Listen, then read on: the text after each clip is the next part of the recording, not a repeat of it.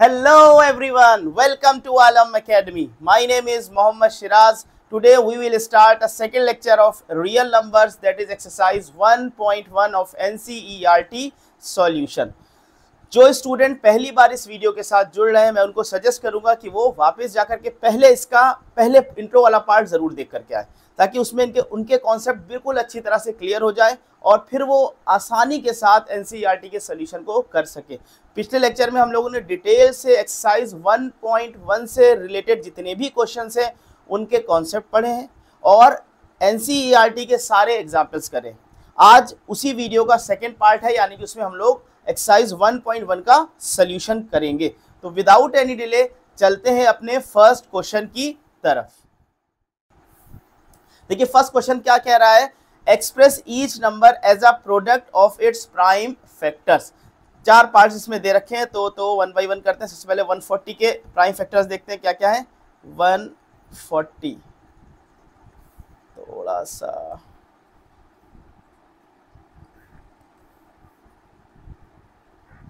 तो ये आपका आया 270 235 एंड आपका 5 7 35 एंड 7 1 7। तो आपके 140 के फैक्टर्स क्या क्या हो गए। 140 के फैक्टर्स आपको मिल जाएंगे 2 स्क्वायर इंटू 5 इंटू 7। ये आपका फर्स्ट पार्ट हो गया। सेकेंड पार्ट को देखते हैं। सेकेंड पार्ट पर चलते हैं।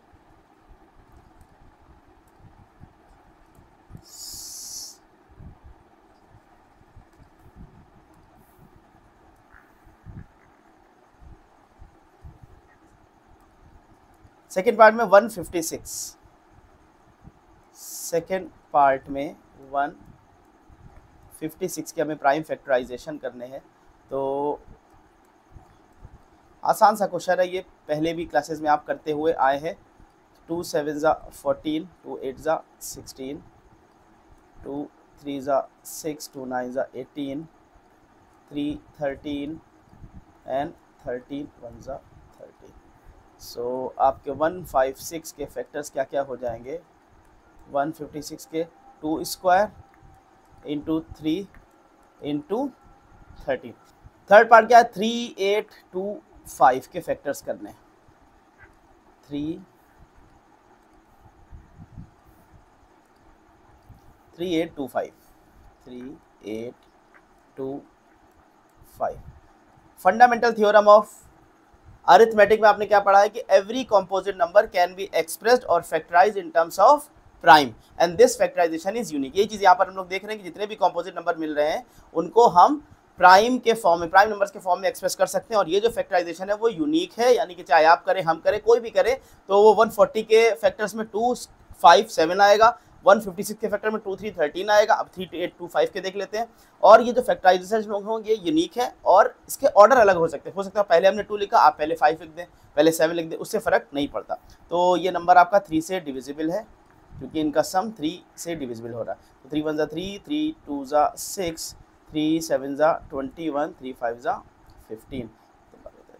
अब ये 3 से नहीं जाएगा, अब ये 5 से जा सकता है। 5 2 10 27 5 5 25 5 5 25। अगेन 5 से चला जाएगा, 5 5 25 5 1 5। 3 से जाएगा ये, 3 2 6 3 7 21 3 9 27 3 3 3 1। ठीक, तो इसके फैक्टर कितने हुए 3 8 2 5 के। 3 8 2 5 के फैक्टर्स 3 कितना है 1 टाइम 2 टाइम 3 4 5 3 की power 5 into 5 square. Fourth part पर चलते हैं। फोर्थ पार्ट क्या है हमारा 5005 5005। 5 से जाएगा सीधे सीधे 5 1 5 0 0 1। तो अब ये 7 से 7 7 30 7 28 21 7 से चला जाएगा। 7 1 7 30 7 4 28 21 7 से 21 काट और ये अब 7 से नहीं जाएगा, 9 से 9 9, 53 9 से भी नहीं जाएगा। 11 से चेक कर लेते हैं, 11 चला जाएगा, 11 1 11, 33 11 13 एंड देन 13। तो यानी कि 500, 5 के फैक्टर्स क्या क्या बने, 5 0 0, 5 के जो फैक्टर्स आएंगे वो 5 into 7 into 11 into 13। Last part बचता है इस क्वेश्चन का 7429। लास्ट पार्ट है 7429, 7429। ठीक है, डिजिट का सम करके देख लेते हैं।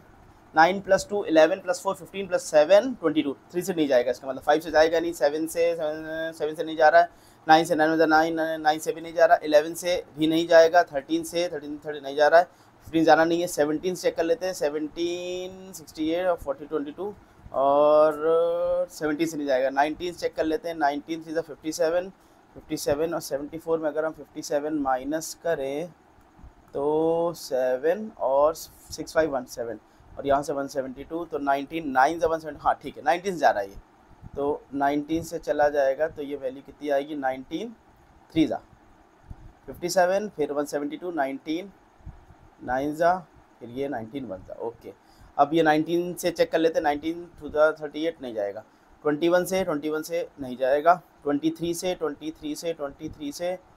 3 3 जा 9, 3 2 जा 6 69, तो 13 नहीं 23 46, 23 1 जा, तो 39 माइनस 23 9 में 3 6 और 161 आई थिंक, और ये ठीक है 23 से जा रहा है ये, 23 टाइम्स कितना करा हमने, 1 जा और 7 21, हाँ ठीक 17, और ये आया लास्ट में आपका 17, ये 17।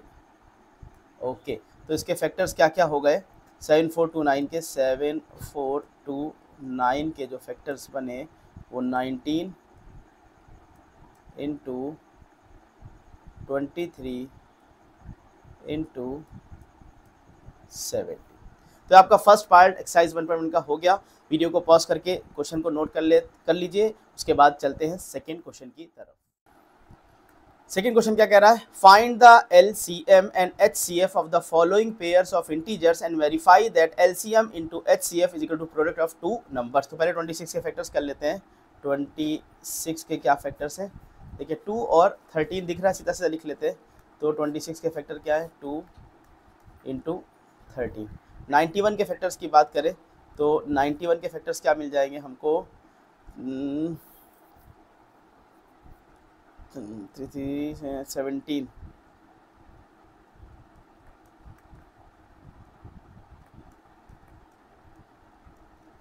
3 जा 91। ठीक है, 91 के ये फैक्टर्स मिल रहे। अब हम HCF की बात करेंगे तो देखिए HCF में हमें क्या करना होता है, सिर्फ कॉमन फैक्टर्स को देखना होता है। तो इनके कॉमन फैक्टर हमारे पास कौन कौन से, 26 और 91 में हमें सिर्फ और सिर्फ कॉमन फैक्टर क्या मिल रहा है, 1 के अलावा कोई कॉमन फैक्टर नहीं। तो ये आपका 1 is the HCF of these two numbers. LCM की बात करेंगे तो LCM में सिंपल हमें जितने फैक्टर्स इन्वॉल्व होते हैं सबको मल्टीप्लाई कर देना होता है। तो LCM कितना हो जाएगा, 26 इंटू 91, तो 26 इंटू 91 को सिंपली हमें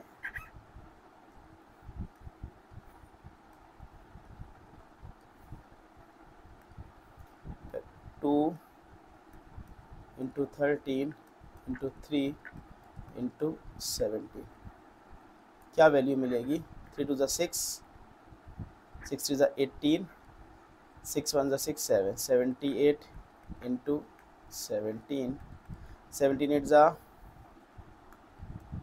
8 7 56, कैरी 5 8 1 8, 136।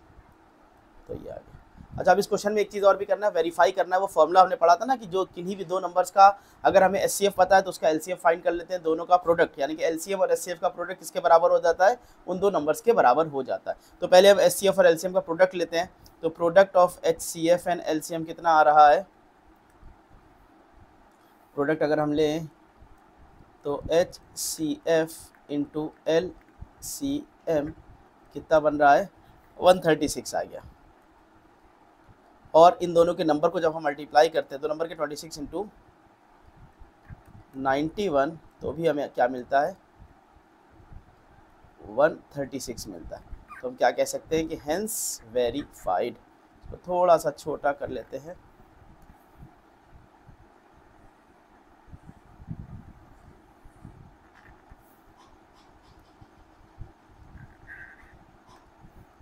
लिख सकते हैं hence verified.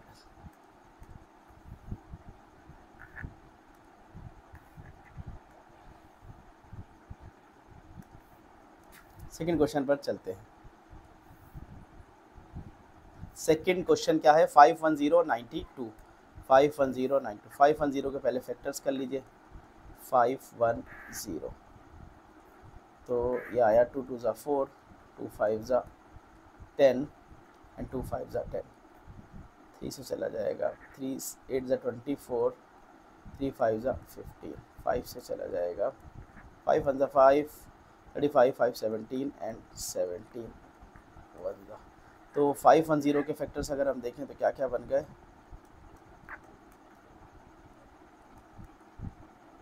2 into 3 into 5 into 17 और दूसरा नंबर हमारे पास क्या 92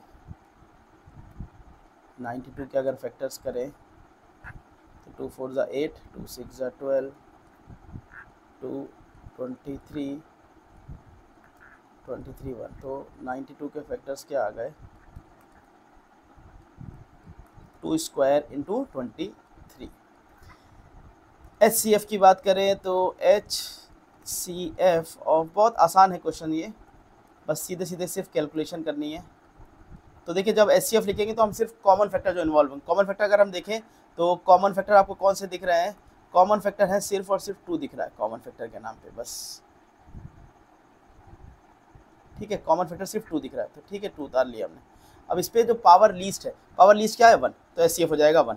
LCM की अगर हम लोग बात करें तो LCM क्या होगा 51092। LCM देखिए जितने भी फैक्टर्स होते हैं सब उतार लीजिए, 2 है ओके, 3 है ओके, 5 है, 17 है, ठीक है 23, ये हमने जितने भी फैक्टर्स इसमें इन्वॉल्व थे सब उतार लिए। अब इसमें जो कॉमन फैक्टर हमारे पास 2 है, उसकी हाईएस्ट पावर ले लीजिए, 2 की हाईएस्ट पावर क्या हो जाएगी 2 हो जाएगी। तो अभी क्या 2 4 4 3 12 12 5 जा 60, 60 को 17 से मल्टीप्लाई करना है, 60 को 17 से मल्टीप्लाई करना है, 17 से मल्टीप्लाई करना है तो ये तो हो गया 6 7 जा 42 6 7 6 1020 और 23 को इसका मल्टीप्लाई करना है 23 0 23 2 जा 46 23 तो 23460 तो ये आपका आ गया 23460।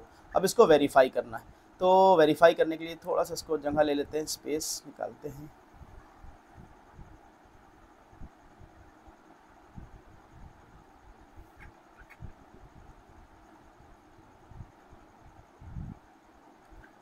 ओके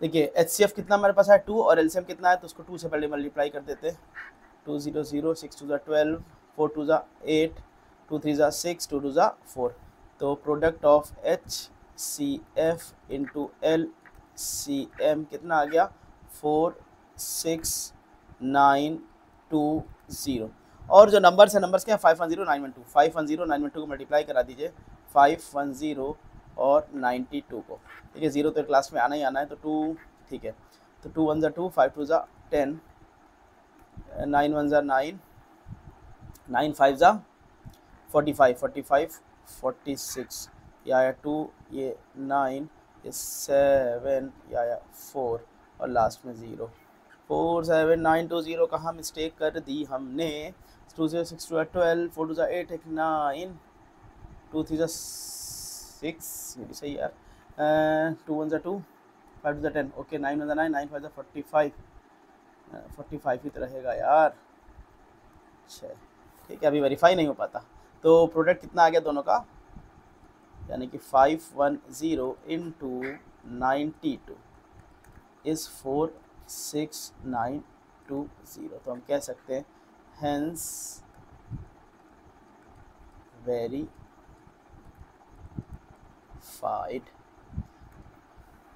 थर्ड पार्ट पर चलते हैं, लास्ट पार्ट। ये रफर को थोड़ा सा रिमूव कर दें।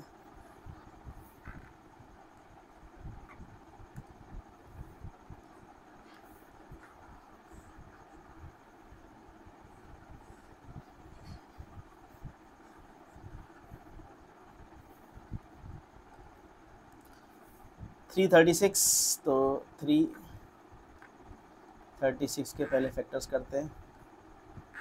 2 1 ज़ा 2, ओके, 2 6 ज़ा 12, 2 8 ज़ा 16, 2 8 ज़ा 16, 2 4 ज़ा 8, 2 4 ज़ा 8, 2 2 ज़ा 4, 2 2 ज़ा 4, 2 1 ज़ा 2, 3 7 ज़ा। तो ये 336 के फैक्टर क्या क्या आ गए?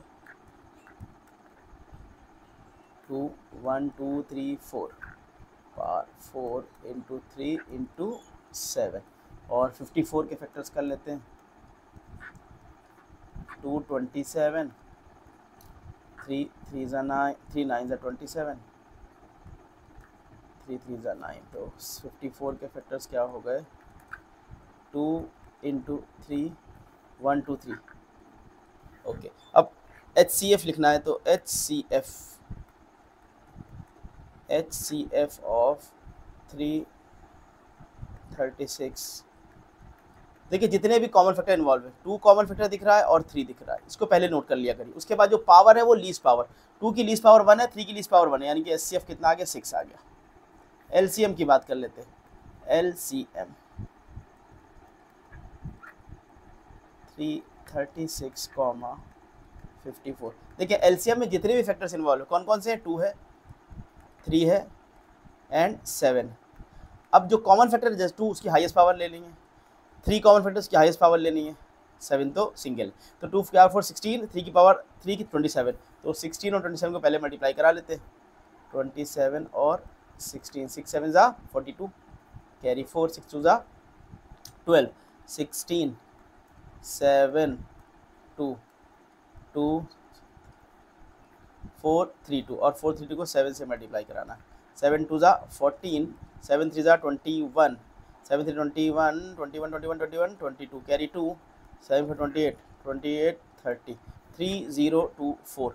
ये इसका 3024 ये आया है हमारा LCM। अब इनका वेरीफाई करने के लिए हमें क्या करना होगा? इनका प्रोडक्ट लेना होगा। ठीक है, तो प्रोडक्ट, इसको थोड़ा छोटा सा कर देते हैं, स्पेस बन जाएगा।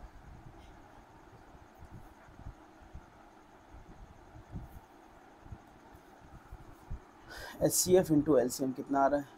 HCF इंटू LCM 3024 किस क्या मल्टीप्लाई कराना है? 6 4 ज़ा 24, कैरी 2, 6 2 ज़ा 12, 14, 6 3 ज़ा 18, 1 8 1 4। अब ये दो नंबर का मल्टीप्लिकेशन देख लेना बस, 336 और 54। 336 और 54 को आपस में मल्टीप्लाई करा करके देख लेते हैं। 336 तो इसी जगह बना लेते हैं,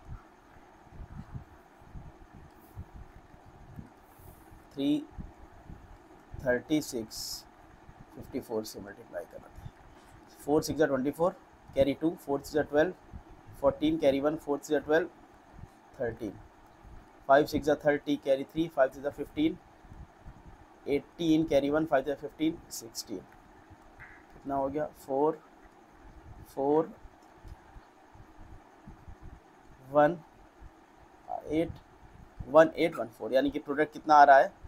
336 इंटू 54, इसका प्रोडक्ट कितना आया? 18144। तो यहाँ यानी कि हम ये कह सकते हैं कि हेंस वेरीफाइड। बस आसान सा क्वेश्चन था, तो हमारा ये सेकंड पार्ट भी कंप्लीट हुआ। नेक्स्ट पार्ट पर चलते हैं, third part. Find the LCM and HCF of the following integers by applying the prime factorisation method. ठीक है, करते हैं फिर से, हमें अगेन फैक्टराइजेशन ही करना है। तो पहले 12 के फैक्टर्स कर लेते हैं। सबसे पहले 12 के फैक्टर तो बड़े आसान आसान दिख रहे हैं, 2 6 ज़ा 12, 2 3 ज़ा एंड 3 1 ज़ा। तो ये हमारे पास आ गए 12 के फैक्टर्स।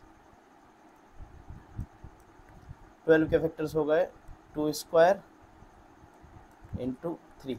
ऐसे ही 15 का अगर हम देखें फैक्टर्स, 15 के फैक्टर्स क्या हैं, तो 3 5 ज़ा 5 1 ज़ा, यानी कि 15 के फैक्टर्स आ रहे हैं हमारे पास 3 इंटू 5। और 21 के फैक्टर्स देख लेते हैं, 3 7 ज़ा एंड 7 1 ज़ा। तो 21 के फैक्टर्स हैं 3 इंटू 7। अब HCF और LCM फाइंड करना है। तो देखिए HCF में हमें क्या करना होता है, HCF ऑफ 12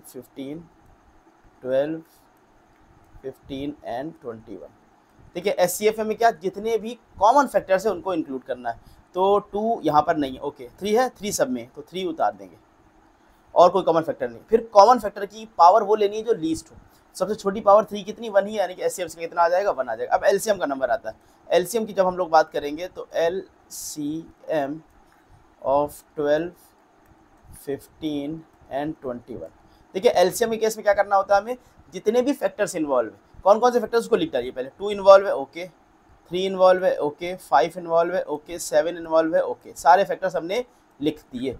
ठीक, अब बस सिंपल पावर देखनी, इसमें हाईएस्ट पावर लगानी। तो 2 की यहाँ पर 2 हाईएस्ट पावर क्या है, 2 इकलौता ही है फैक्टर। 3 कॉमन फैक्टर है, 3 की हाईएस्ट पावर 1 है, 5 और ठीक है, 2 ज़ा 4, 4 3 12, 12 5 ज़ा 60, 67 7 6 42, 420। तो ये हमारा आंसर LCM और HCF हमको मिल गया। इस क्वेश्चन को थोड़ा सा मिनिमाइज कर लेते हैं।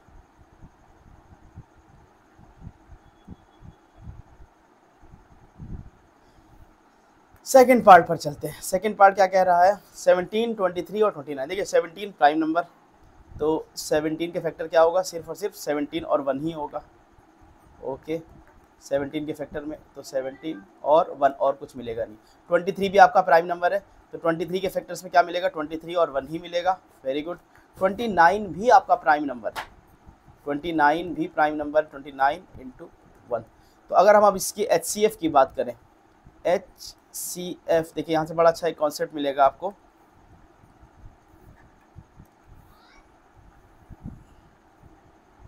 HCF की बात करें तो HCF 17 23 एंड 29। देखिए हमें HCF में क्या लिखना होता है, वो फैक्टर्स लिखने होते हैं जो कॉमन है। तो यहाँ पर तो 1 के अलावा कोई कॉमन फैक्टर है ही नहीं। ठीक है, तो ये आपका कॉमन फैक्टर HCF क्या हो जाएगा, 1। तो जिन भी दो नंबर्स का HCF 1 होता है, जिन भी 2 या 2 से ज़्यादा नंबर का HCF 1 होता है, वो नंबर क्या कहलाते हैं, को प्राइम्स कहलाते हैं। ठीक है, इनके कोई कॉमन फैक्टर नहीं है अदर देन 1। ठीक है, तो इनका HCF क्या हो जाएगा, 1 हो जाएगा। फिर 29 की बात कर लेते हैं, सॉरी LCM की बात कर लेते हैं। LCM में हमें सारे फैक्टर्स जितने इन्वॉल्व होते हैं सब के सब लेके चल रहे होते हैं। तो 23 एंड 29, तो यहाँ पर फैक्टर्स हमारे पास क्या, 17 23 29, ये फैक्टर्स इनके मतलब सिंपल मल्टीप्लिकेशन करना है, 17 23 एंड 29। तो बस जल्दी से मल्टीप्लाई कर लेते हैं। तो 17 को 23 से यहाँ पर मल्टीप्लाई करते हैं, 23 इंटू 17 कितना है, 7 3 21, कैरी 2, 7 2 14 16, ओके, 3 एंड 2 193। 391 को मल्टीप्लाई करना है 29 से, 29 से 9 9 9 9 81, कैरी 8, 9 3 27 27 35, 2 1 2, 9 2 18, 2 3 6 7, 9 3 13 11, 1 1 3 9, 1 1 3 3 9। तो ये इनका LCM आ गया। ठीक है, इसको कर देते हैं रफ। फिर चलते हैं सेकंड क्वेश्चन के थर्ड पार्ट पे, यानी कि लास्ट पार्ट पर। देखिए क्वेश्चन करने का तरीका क्या है कि आपको सोल्यूशन का वेट नहीं करना, बल्कि क्वेश्चन पढ़ के आपको वीडियो को पॉज करके खुद से सोल्यूशन को ट्राई करना। उसके बाद आपको जब आपने क्वेश्चन कर लिया फिर अपने सोल्यूशन को मैच करा लेना है। थर्ड पार्ट पर चलते हैं। थर्ड पार्ट क्या कह रहा है 8, 9 और 25। तो 8 के फैक्टर्स अगर हम लोग करें तो 8 के फैक्टर्स क्या हो जाएंगे, 2 की पावर 3। 9 के फैक्टर्स अगर हम करें तो 9 के फैक्टर्स क्या हो जाएंगे, 3 स्क्वायर। और 25 के फैक्टर्स अगर हम करें तो 25 के फैक्टर्स क्या हो जाएंगे, 5 स्क्वायर। अगेन देखें एचसीएफ अगर हम देखें तो इन तीनों के बीच में कितने कॉमन फैक्टर है, एक भी नहीं है सिवाय 1 के। तो यानी कि जब इनका कॉमन फैक्टर कोई नहीं है, यानी कि को प्राइम नंबर्स हो जाएंगे, तो इनका एचसीएफ क्या बन जाएगा, एचसीएफ इनका आ जाएगा सिंपली 1। बस सीधे सीधे इसको लिख देते हैं। तो HCF of 8, 9 and 25 is 1। LCM की बात कर लेते हैं। एलसीएम में सिंपली इनको मल्टीप्लाई करना, क्योंकि एलसीएम में जितने भी फैक्टर्स इन्वॉल्व होते हैं सब के सब को हम लोग लेकर के चलते हैं। तो 25 यानी कि इनका एलसीएम आ जाएगा 8 × 9 × 25। तो 25 को जब हम 8 से मल्टीप्लाई 200 आएगा, 200 को 8 से करेंगे, 19 2 ज़ा 18, तो 1800 इज द आंसर। ठीक है, ये इसका आंसर आ जाएगा। तो वीडियो को पॉज कर लीजिए और सोल्यूशन नोट कर लीजिए। नेक्स्ट चलते हैं फिर हम लोग फोर्थ क्वेश्चन क्या है, गिवन दैट एचसीएफ इज इतना एंड फाइंड एलसीएम। ठीक है, अभी हमने पीछे वेरीफाई करके आ चुके क्वेश्चन नंबर 2 में। तो जब 2 नंबर का हमें एचसीएफ गिवन है, गिवन क्या है हमारे पास कि HCF of 306 and 657 is 9। Find हमें क्या करना है, एलसीएम फाइंड करना इन दो नंबर का। तो एलसीएम ऑफ 306 और 657 का फाइंड करना। देखिए अभी पीछे हम लोग पढ़ के आ चुके हैं कि product of HCF and LCM is equal to product of the number. तो यानी कि HCF of these two number यानी कि 306 × 657 इनका एचसीएफ, और इन दोनों नंबर का एलसीएम यानी कि 306 एंड 657 इसकी वैल्यू प्रोडक्ट के इन दोनों नंबर के प्रोडक्ट के बराबर होगी, यानी कि 306 × 657। बस अब जो जो वैल्यूज़ पता है वो वैल्यूज़ प्लेस कर देते हैं। एचसीएफ मालूम है 9 है, एलसीएम हमें कैलकुलेट करना है, और 306 × 657 तो LCM कितना हो जाएगा। ठीक है, अब आपको उस फॉर्मूले का जो अभी आपने क्वेश्चन नंबर 2 में वेरीफाई किया उसका यूज़ दिखेगा कि अगर हमें इस क्वेश्चन का ये फॉर्मूला नहीं मालूम होता तो हमें फिर से लंबा चौड़ा कैलकुलेशन करके एलसीएम कैलकुलेट करना पड़ता। अब इसको हम आसानी से कैलकुलेट कर सकते हैं। तो ये 3 3 ज़ा 9, 3 1 ज़ा 3, 3 2 ज़ा 6 एंड 3 3 ज़ा 9 एंड 3 4 ज़ा 12, 34। तो 3 3 ज़ा 9, 3 ओके 657 को मल्टीप्लाई करना है 657 को 34 से, 7 4 ज़ा 28, कैरी 2, 4 5 ज़ा 20, 22 कैरी 2, 4 6 ज़ा 24, 26, 7 3 ज़ा 21, कैरी 2, 5 ज़ा 15, 17, 6 ज़ा 18, 19, 8 3 13 12 2। तो एलसीएम कितना आ गया, 2 2 3 3 8 इज द एलसीएम। वीडियो को पॉज करके सॉल्यूशन नोट कर लीजिए, देन हम लोग चलते हैं क्वेश्चन नंबर 5 की तरफ। Check whether 6 raised to the power n can end with the digit 0 for any natural number. इस तरह का एक सेम एग्जाम्पल हम लोगों ने किया था। देखिए किसी भी नंबर के एंडिंग में अगर हमें 0 चाहिए तो उस नंबर के प्राइम फैक्टराइजेशन में क्या क्या नंबर्स होने चाहिए, 2 और 5 का प्रोडक्ट होना ज़रूरी है। अगर ऐसा है तो वो नंबर के एंड में 0 आ जाएगा। तो हमें करना क्या है, यहाँ पर हम 6 हमें जो दे रखा है तो हम 6 के अगर हम फैक्टर्स करके देख लें, 6 के फैक्टर्स क्या क्या मिलते हैं, 2 है 3, तो 2 तो मिल रहा है यहाँ पर, लेकिन यहाँ पर 5 मिसिंग है। यानी कि हमारे पास कभी ऐसी n की वैल्यू मिलेगी ही नहीं जिसके लिए एंड डिजिट हमारी 0 आ जाए, क्योंकि इनके फैक्टर्स में 5 और 2 दोनों साथ में नहीं आ रहे, सिर्फ और सिर्फ 2 प्रेजेंट है। तो हम कह सकते हैं कि देयर विल बी क्या, चेक वेदर 0 फॉर एनी, ठीक है, there will be no, there will be not any value of n for which 6 raised to the power n can end with the digit 0। और reason भी लिख देंगे, reason क्यों ऐसा कह रहे हैं, because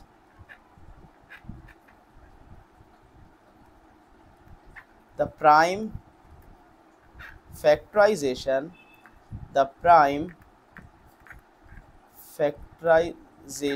of 6 does not contain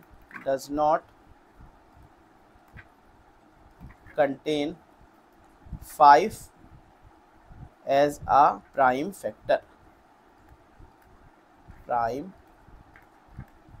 क्योंकि आपको ये मालूम है कि लास्ट डिजिट अगर 0 चाहिए हमको तो उसके फैक्टर में हमारे पास 2 और 5 दोनों होने चाहिए। तो बिल्कुल सिंपल सा क्वेश्चन था ये। हम लोगों ने इस तरह क्वेश्चन हम लोगों ने एग्जाम्पल में किया था, वहां पर हम लोगों ने चेक भी किया था कुछ नंबर्स के लिए, यहाँ पर हमने डायरेक्ट आपको सोल्यूशन करा दिया। चलते हैं नेक्स्ट क्वेश्चन पर, क्वेश्चन नंबर 6 पर।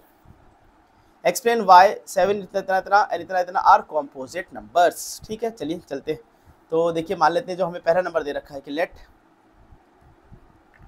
इसको हमने मान लिया x मान लिया, let x is equal to 7 into 11 into 13 plus 13 को सिंप्लीफाई करने की कोशिश करते हैं। देखिए 13 हमें कॉमन मिल रहा है, तो 7 इंटू 11 प्लस 1, तो ये वैल्यू आई 13 11 77 प्लस 1, तो ये वैल्यू आई 13 इंटू 78।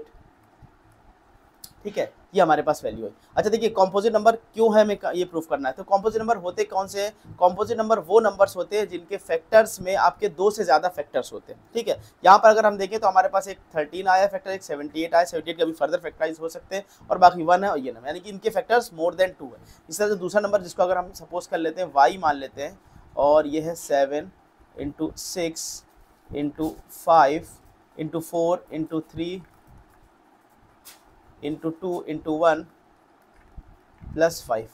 यहाँ पर जो कॉमन है 5 कॉमन हमें दिख रहा है, 5 कॉमन ले लेते हैं, तो 7 इंटू 6 इंटू 4 इंटू 3 इंटू 2 और प्लस 1, तो ये वैल्यू कितनी आई, 7 से 42 और 42, 4 to 12, 12 to 24, 3 to 6, 6 6 6 6 6 6 for 24, 24 को अगर हम 6 से करें, 6 for 24, 6 for 12, 144, 144 को 7 से मल्टीप्लाई करें, 7 for 28, कैरी 2, 728, 30, कैरी 3, 7 7, 1008 और 108, तो 1008 प्लस 1, तो इसकी वैल्यू आ गई 5 इंटू 1009। अब यहाँ पर भी देखिए कि y भी हमारे पास, y के कितने फैक्टर्स हैं, मोर देन 2 फैक्टर, और x के कितने फैक्टर है, x के भी मोर देन 2 फैक्टर्स। तो हम ये कह सकते हैं कि since the given numbers have more than 2 factors, so these numbers are composite number. हमने यही डेफिनेशन इसकी पढ़ी हुई है, तो हम लिख सकते हैं कि since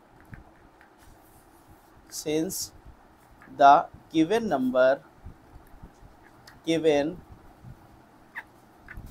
numbers are having more than 2 factors,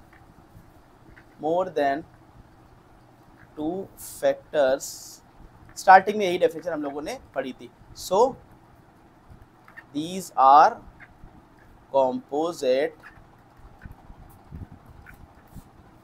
number. ठीक है, देखिए अब जो लेक्चर था इंट्रोडक्शन पार्ट, उसको पढ़ने से कितना बेनिफिट हो रहा है, सारे क्वेश्चंस आसानी से होते चले जा रहे हैं। अब चलते हैं इस एक्सरसाइज की लास्ट क्वेश्चन पर, क्वेश्चन नंबर 7। देखिए बड़ा अच्छा सा क्वेश्चन है। There is a circular park around a sports field, okay, Sonia takes 18 minutes to drive 1 round of the field, okay, while Ravi takes 12 minutes for the same. Suppose they both start at the same point and at the same time and go at the same direction. After how many minutes will they meet again at the starting point? Okay, हमारे पास क्या दे रखा है, हमें given है कि एक circular park है। तो चलिए सर्किल उठाते हैं, एक सर्किल उठाते हैं, एक सर्कुलर पार्क है, ठीक है, और सर्किल के मान लेते हैं ये है स्टार्टिंग पॉइंट, यहाँ एक झंडा टाइप का कुछ बना देते हैं, ठीक है, ये आपका स्टार्टिंग पॉइंट है। यहाँ से कौन कौन कैरेक्टर है हमारे पास, कैरेक्टर हैं हमारे पास सोनिया और रवि।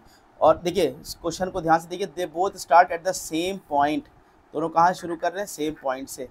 तो मार्कर चेंज करें तो आपको थोड़ा दिखेगा, ये दोनों सेम पॉइंट से स्टार्ट कर रहे हैं and at the same time and go in the same direction. तीन चीज़ें हैं, यानी कि मान लेते हैं यहाँ से अगर ये शुरू कर रहे हैं, ये जहाँ पर हमने फ्लैग बनाया हुआ, यहाँ से दोनों स्टार्ट कर रहे हैं, ठीक है, सेम पॉइंट पर है, सेम टाइम पे स्टार्ट करते हैं और डायरेक्शन से मान लेते दोनों ऐसे जा रहे हैं। तो जो दो कैरेक्टर है, एक है हमारे पास रवि और दूसरा कैरेक्टर है सोनिया, ठीक है, ये दो कैरेक्टर है ना। सपोज देखो सोनिया टेक, अब देखिए सोनिया का जो टाइम लगता है, सोनिया यहाँ से शुरू करती हैं, जब पूरा वो यहाँ तक पहुँचती हैं, तो सोनिया की बात कर लेते हैं। फॉर सोनिया, देखिए पहले इसको ध्यान से समझ लीजिए इस क्वेश्चन को। सोनिया क्या करती हैं कि एक राउंड जब कंप्लीट होता है, वन राउंड पूरा यहाँ से आती है सोनिया, पूरा यहाँ तक वापस जाती है, इनको कितनी देर लग रही है इसमें, 18 मिनट्स। सेकेंड राउंड में कितना लगा होगा, 36 मिनट हो गए होंगे। थर्ड राउंड में 54 मिनट। Fourth round 72 minute. इस तरह से उनका सिस्टम चलता जा रहा है सोनिया का। अच्छा, अब हम लोग बात कर लेते हैं रवि के लिए। तो फॉर रवि ने जब पहला राउंड स्टार्ट किया, वो यहाँ शुरू किया है, तो पहला राउंड उसका कंप्लीट हो गया 12 मिनट में, ठीक है। तो फॉर फर्स्ट राउंड रवि को टाइम लगा 12 मिनट्स। अब देखिए जब ये 12 मिनट पे रवि वापस यहाँ आ चुके होंगे, तब सोनिया यहाँ कहीं होंगी, सोनिया को अभी 6 मिनट और बाकी होंगे यहाँ पहुँचने में। क्वेश्चन क्या कह रहा है कि कितने मिनट्स के बाद दोनों फिर से स्टार्टिंग पॉइंट पर मिल जाएंगे। तो पहले राउंड में तो नहीं मिल पा रहे होंगे, चेक कर लेते हैं इसका सेकेंड राउंड में कितना टाइम लिया। सेकेंड राउंड में रवि को 24 मिनट्स, ठीक है। थर्ड राउंड में 36 मिनट्स। Fourth round 48 minute.